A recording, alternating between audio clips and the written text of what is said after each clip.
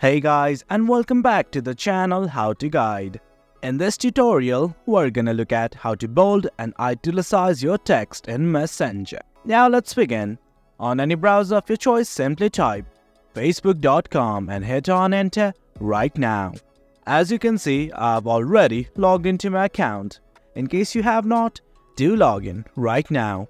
What I want to do right now is simply go to the web version of Messenger that I find right here on the left corner of the screen.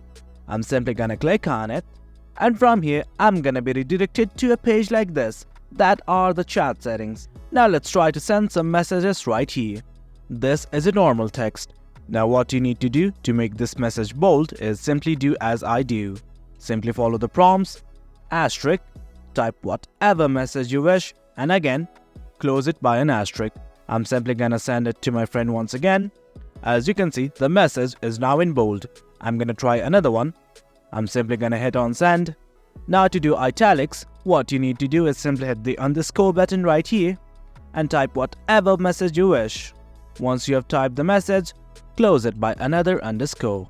Simply hit on enter now. Well guys, that's it.